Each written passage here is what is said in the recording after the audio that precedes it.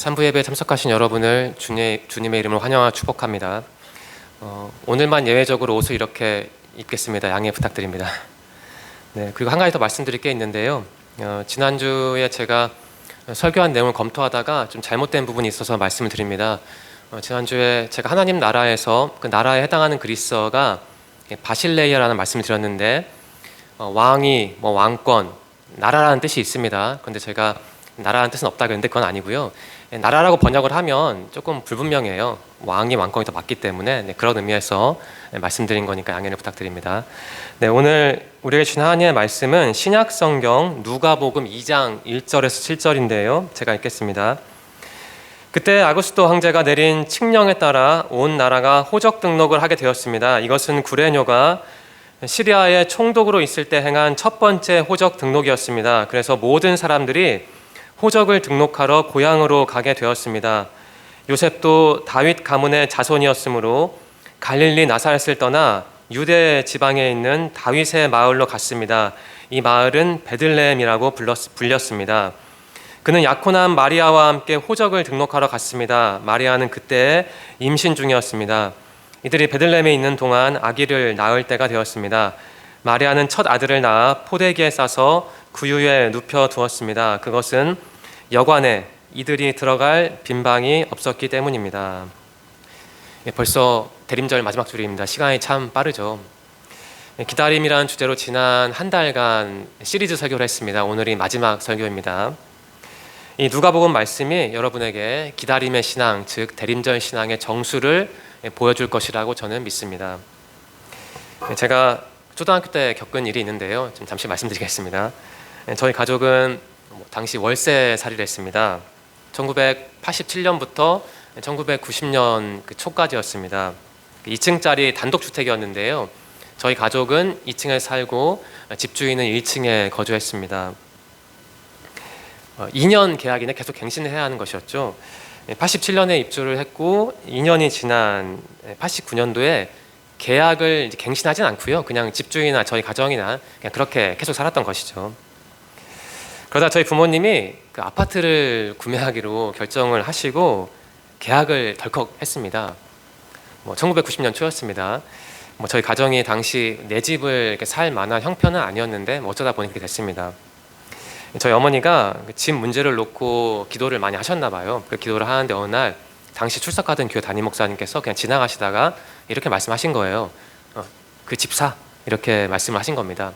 그 목사님에게 좀 그런 영적인 능력이랄까 그런 게 있었던 것 같습니다. 저희 어머니의 말에 따르면 하나님께서 그렇게 인도하셨다고 해요. 아무튼 드디어 내 집이 생긴 것이죠. 1990년 3월에 계약을 했고 10월 초에 이사할 계획이었습니다. 한 6개월만 버티면 이제 새 집으로 가는 상황이었어요. 그런데 그 아파트를 계약한 다음에 한 달이나 지났을까 그 월세 집 주인이 저희 부모님에게 갑작스럽게 좀 집을 비워달라는 거예요. 방을 비워달라는 겁니다. 얘기를 들어보니까 자기 동생이 이제 이곳에 들어와 살아야 하는데 집을 비워달라는 거예요. 앞에서 말씀드린 것처럼 저희 부모님은 2년이 지난 다음에 계약을 갱신하지 않았거든요. 그리고 계약 갱신과 상관없이 집주인이 방을 비워달라니 답이 있습니까? 그냥 나가야죠. 그래서 그렇게 좀 난감한 상황이었습니다. 그래서 저희 어머니는 또 기도를 하셨대요. 이게 난감한 상황이니까. 그래서 하나님 어떻게 하면 좋나요? 어디로 가야 하나 이런 기도를 하셨는데 그러다가 길을 가다가 그 전봇대에 부착된 그 월세 광고 전단지 같은 걸 보셨어요. 그래서 그 집으로 급하게 가게 되었습니다. 요즘은 이제 그런 집이 없는데 달동네라고 하죠. 당시 제가 살던 곳에는 그 달동네가 있었습니다.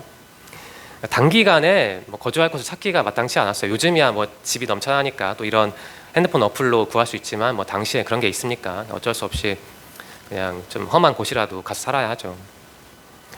그곳에서 6개월 거주한 후에 드디어 1990년 10월에 그 계약한 아파트로 그 이사를 갔던 기억이 있습니다. 지금도 기억이 나는데요.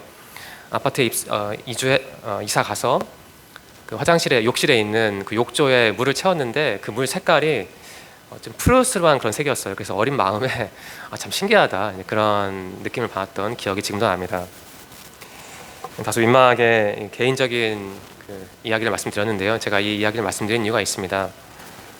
한번 구별을 해보겠습니다. 이 집주인은 권력자죠. 그래서 힘이 있습니다. 하지만 그 세입자는 저희 부모님 같은 분들은 힘이 없어요. 결정권이 없습니다. 그래서 집주인, 즉 힘 있는 사람이 요청을 하면 사실 따를 수밖에 없습니다. 그러니까 세상도 그런 것 같아요. 권력이 있으면 지시를 하죠. 하지만 권력이 없으면 좀 안타깝지만 그 지시를 그냥 받아들이고 적지 않은 경우에 순응을 해야 하는 겁니다.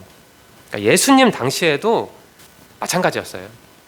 당시 세상의 주인은 로마였습니다. 로마 나라였습니다. 예수님이 태어날 즈음에 그 세상의 주인 로마가 선택한 집주인은 어떤 사람이었냐면 이렇게 기록되어 있죠. 가이사 아구스도라는 사람이었어요. 당시 로마의 첫 번째 황제였습니다. 가이사 아구스도, 달리 말하면 카이사르 아우구스투스죠.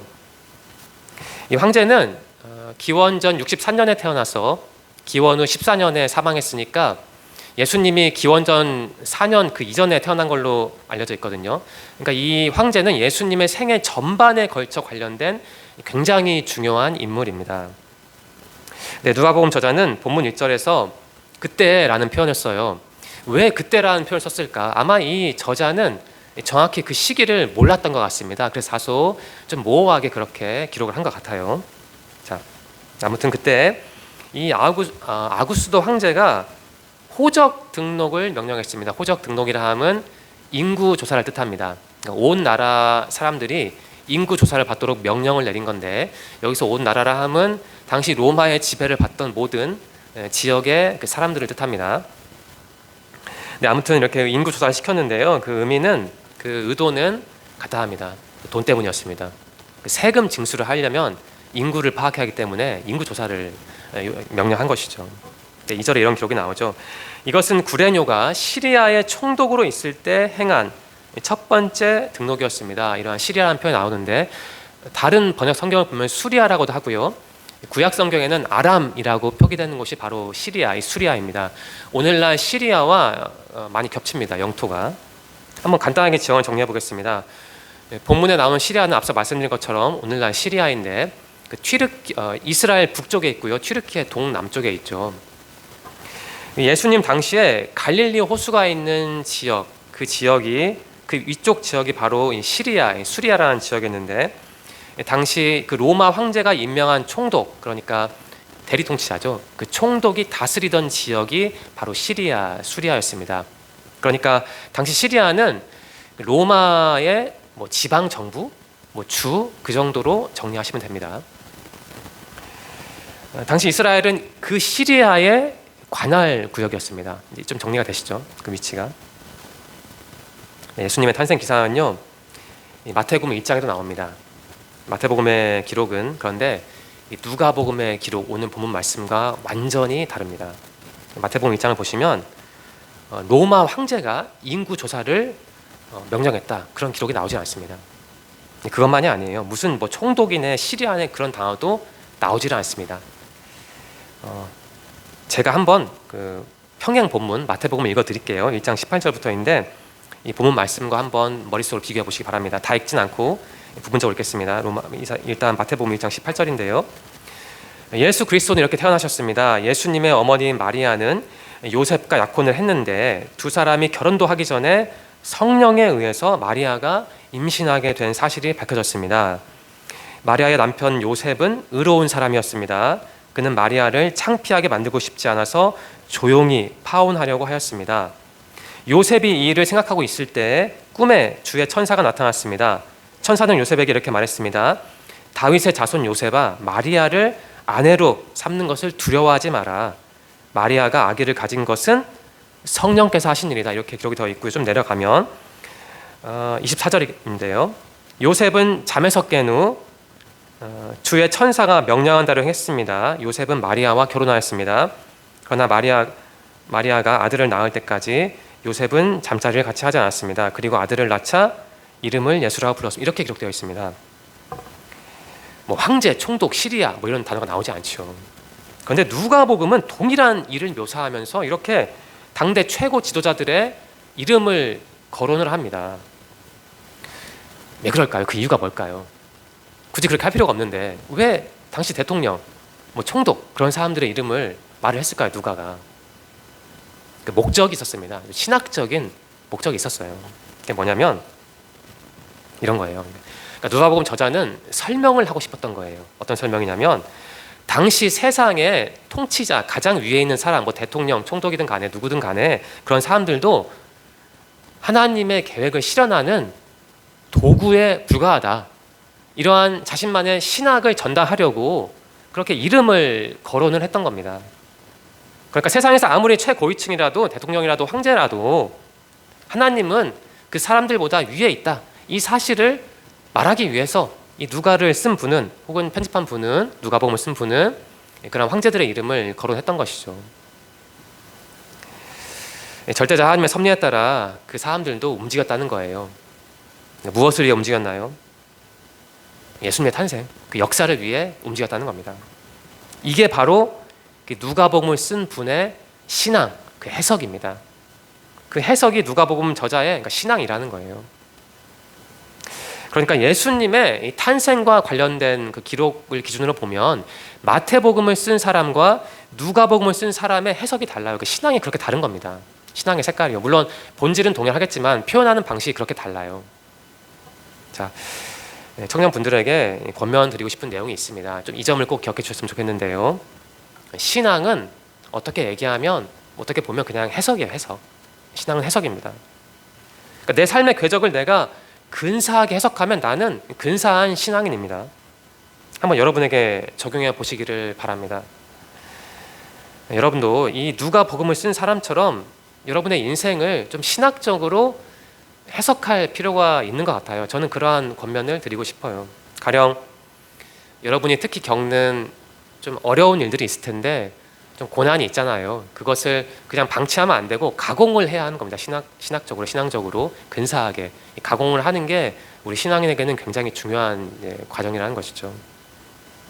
그렇게 가공을 해야만, 신학적으로 해석을 해야만 내가 희망, 그 소망을 누릴 수 있다는 게 제 생각입니다.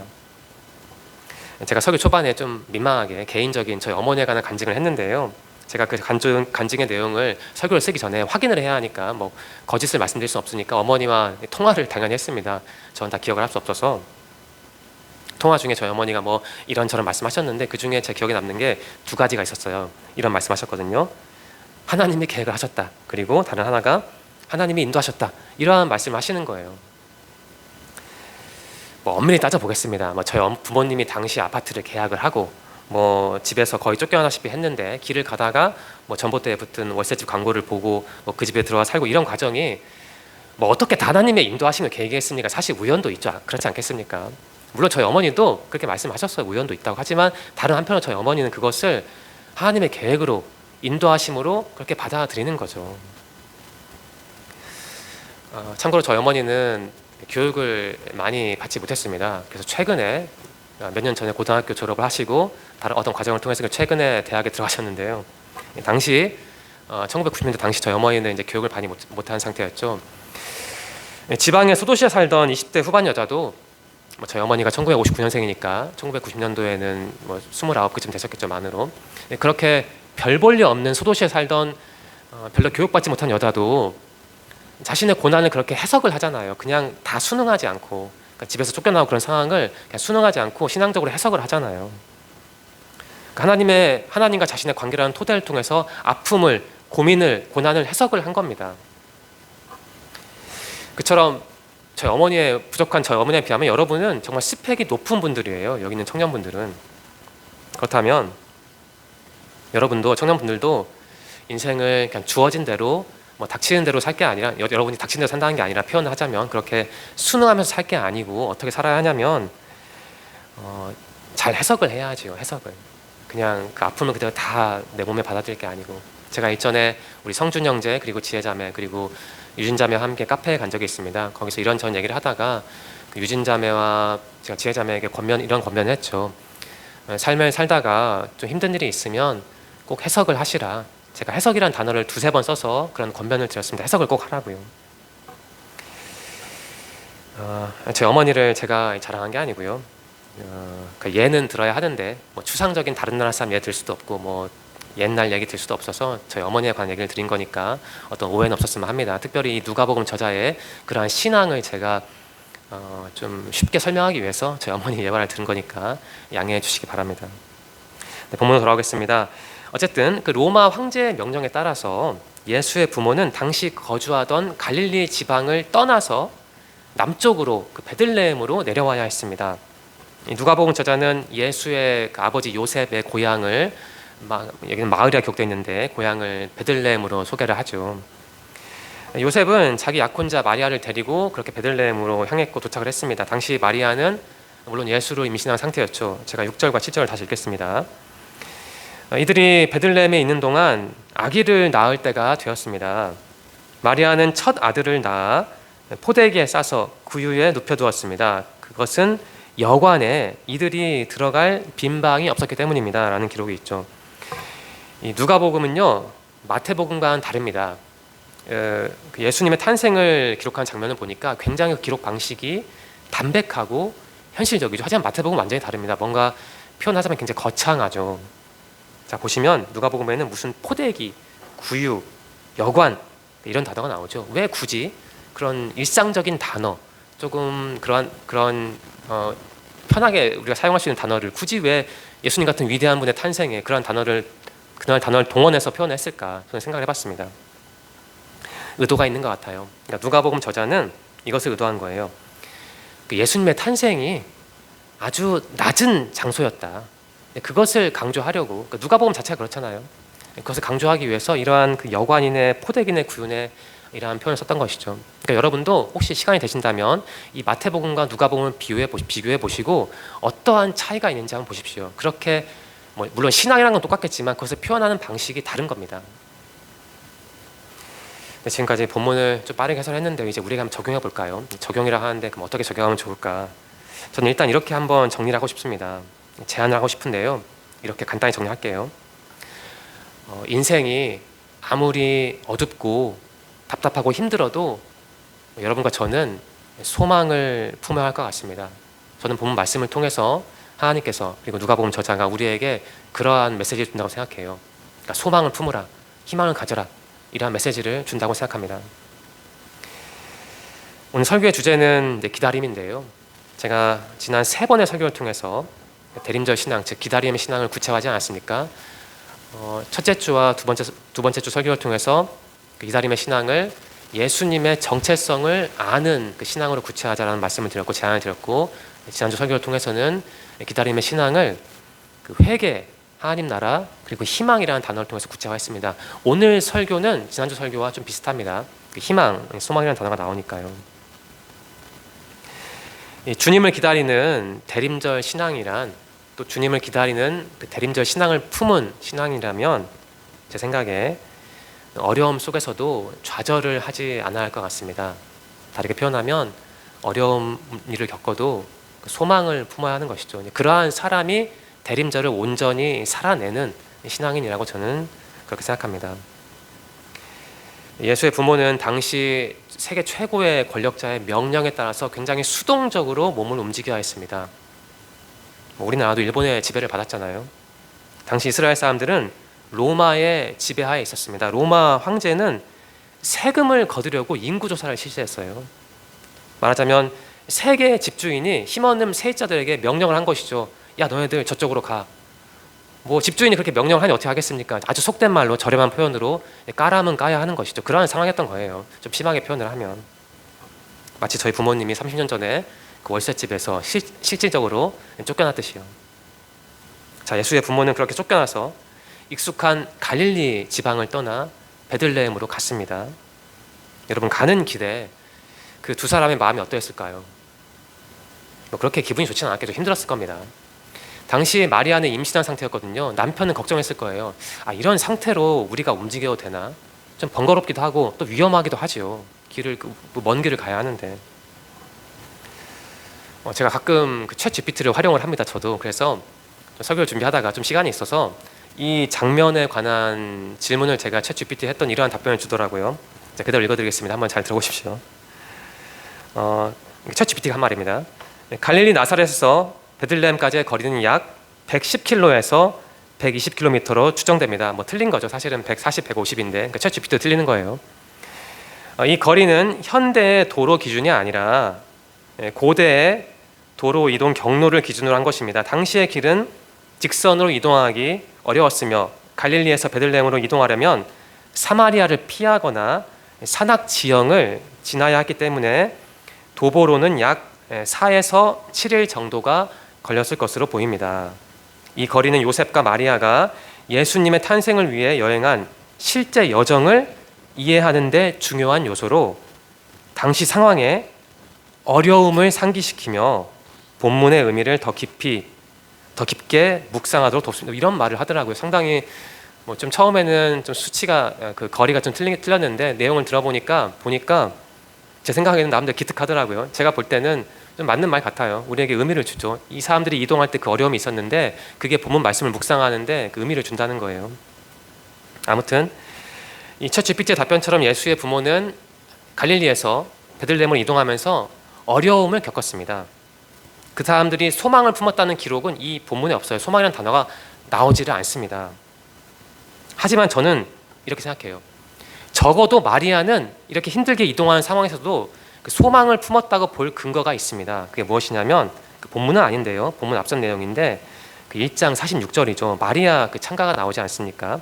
자신이 임신한 것을 알고 하나님께 그 찬양 감사의 기도를 드린 내용인데 여러분 다 아시겠지만 제가 일부분만 읽어드릴게요. 46절부터 50절입니다. 마리아가 한 말이죠.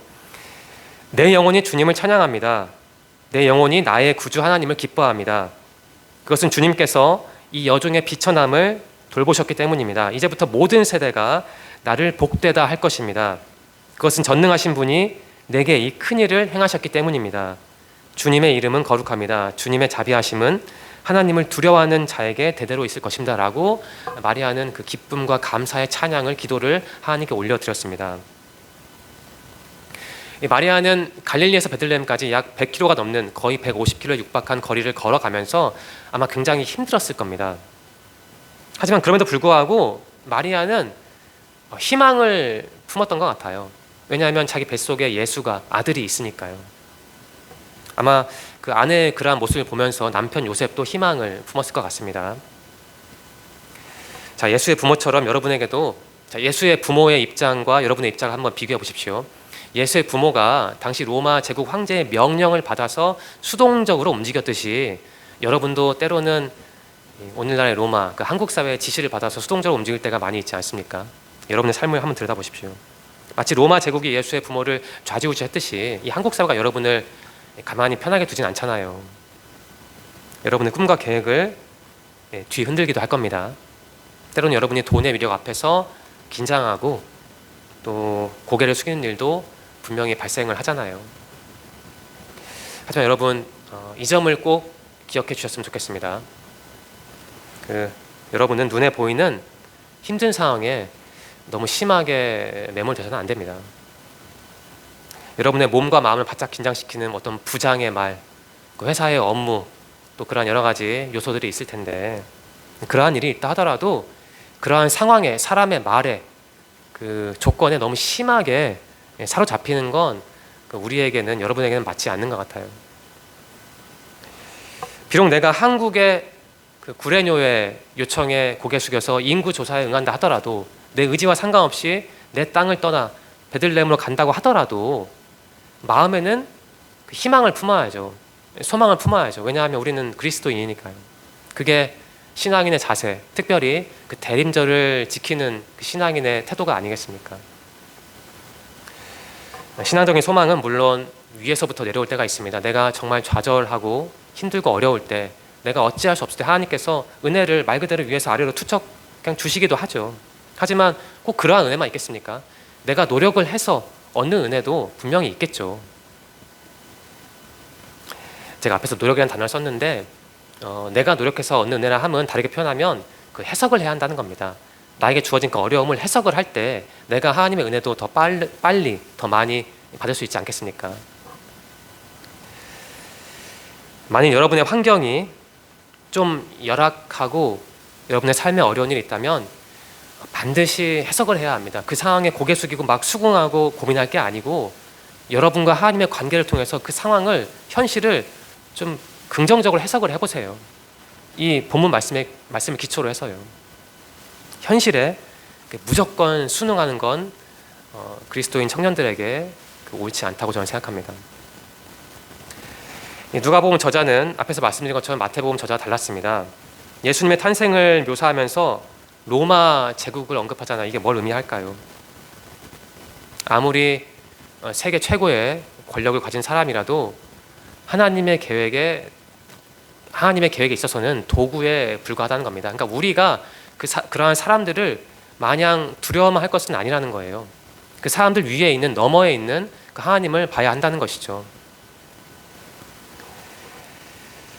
물론 불합리하고 참 매정하고 잔인하고 또 폭력적인 일들이 우리 주위에 분명히 있습니다. 제가 그런 것을 부정한 건 아니에요. 그럼에도 불구하고 우리는 그러한 상황만 볼 게 아니고 하나님이 다스린다는 사실도 염두에 두고 하나님을 바라봐야 하죠.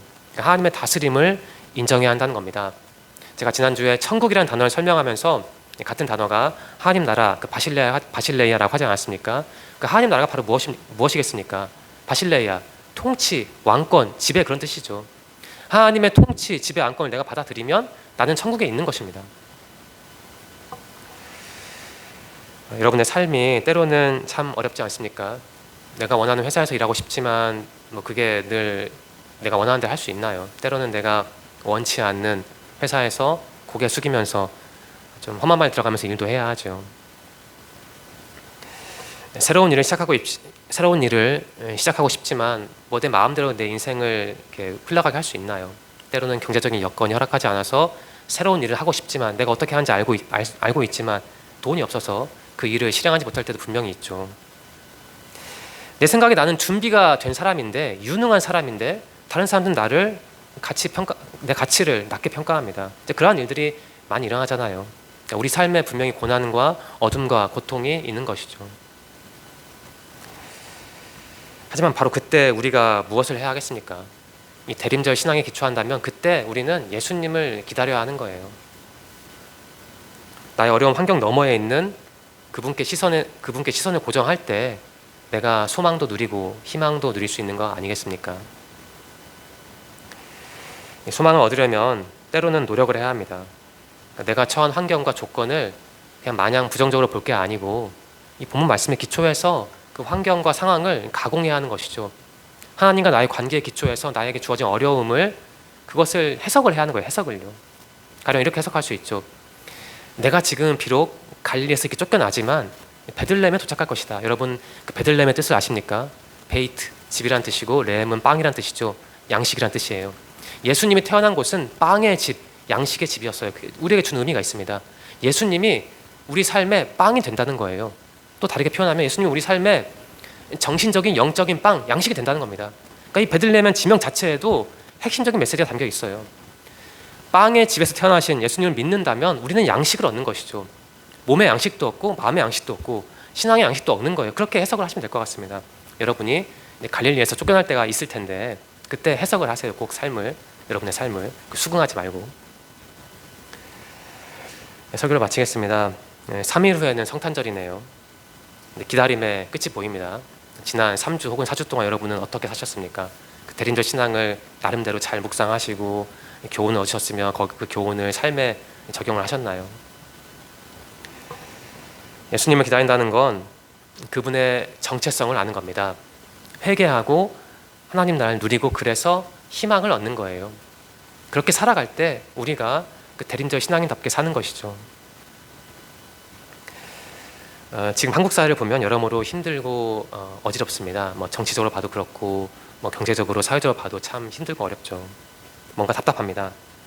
이 본문 말씀에 나오는 사회 분위기와 오늘날 한국 사회의 그 사회 분위기가 제 눈에는 참 겹쳐 보여요. 많은 부분에 있어서.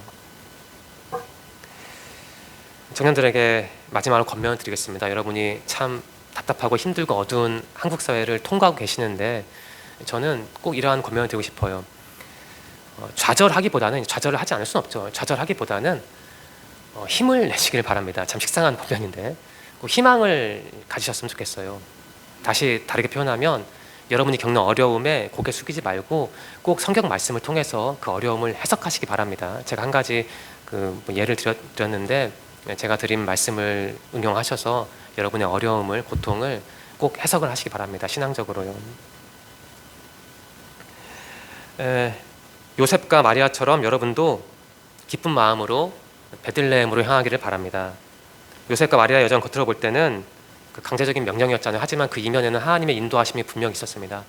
여러분도 어쩔 수 없이 누군가의 명령에 따라서 갈릴리를 떠나 베들레헴으로 갈 때가 있을 텐데, 그때 짜증난다, 뭐 재수없다 이런 말씀하지 마시고 이 과정에 하나님이 나와 함께 하신다 이렇게 생각하신다면 이 본문 말씀을 누구보다 잘 이해한 사람이라고 저는 생각합니다. 여러분의 삶이 겉으로 볼 때는 거칠어도 주님은 그 가운데서도 여러분을 위해 일하고 계시는 거예요. 그것을 믿을 때 소망이 있는 것이죠. 그러한 소망을 품어야 신앙인답게, 인간답게 살 수 있는 겁니다. 성탄절이 얼마 남지 않은데 이번 주 본문 말씀을 깊이 묵상하시고 꼭 부지 사시면서 절망보다는 희망을 붙잡기를 바랍니다. 아무리 생각해도 희망이 절망보다 100배는 낫습니다. 기도드리겠습니다. 하나님 감사합니다.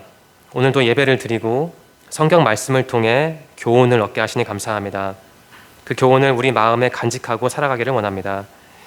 어려운 환경 속에서도 하나님과 동행했던 마리아와 요셉처럼 이 자리에 있는 우리 청년들도 혼란한 한국 사회에서도 주님의 은혜를 받기를 소망합니다. 우리 청년들이 기도와 말씀을 통해 하나님과 동행하며 주님이 주시는 복을 받아 누릴 수 있도록 인도해 주세요. 그리고 주님 원하시면 우리 청년들에게 좋은 기회와 또 도울 수 있는 사람도 허락해 주시옵소서. 그래서 그들의 삶이 하루하루 신앙적으로, 경제적으로 풍성해질 수 있도록 인도해 주시옵소서. 인도하실 것을 믿으며 예수님의 이름으로 감사하며 기도드립니다. 아멘.